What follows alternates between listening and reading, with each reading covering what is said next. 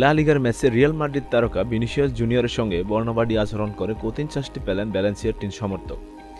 আর্থিক জরিমানা, ৮ মাসের জেল সহ ২ বছরের জন্য তাদেরকে স্টেডিয়ামের প্রবেশে নিষিদ্ধ করেছে স্প্যানিশ আদালত।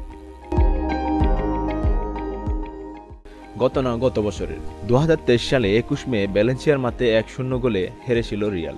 সেই ম্যাচে ভিনিসিয়াসকে ইঙ্গিত করে বর্ণবাদী আচরণ করেছিল ভ্যালেন্সিয়ার কিছু সমর্থক। ম্যাচ শেষে স্প্যানিশ কর্তৃপক্ষের উপর ক্ষোভ প্রকাশ করে ব্রাজিলিয়ান তারকা জানিয়েছিলেন, লা লিগায় বর্ণবাদী আচরণ সাধারণ ঘটনা। এরপর ঘটনাটি নিয়ে লীগ কমিটি তদন্তে নামে।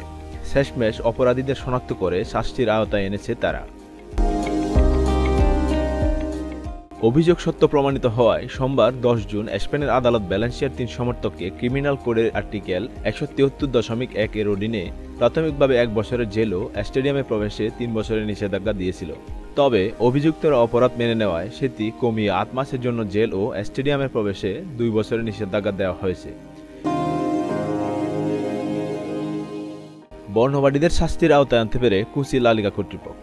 লীগ সভাপতি হাবিয়ার টেবেস আদালতের রায়ে সন্তুষ্টি প্রকাশ করে জানিয়েছেন, স্টেডিয়ামে যারা উত্ত্যক্ত করতে যায় এর রায় তাদের জন্য স্পষ্ট বার্তা। তিনি আরো বলেন, স্পেনে বর্ণবাদের বিরুদ্ধে এমন বিচার একটি বড় সংবাদ। এটা ভিনিসিয়াস জুনিয়রের ভোগান্তি কমাবে এবং এটা তাদের জন্য স্পষ্ট বার্তা যারা ফুটবল স্টেডিয়ামে উত্ত্যক্ত করতে যায়।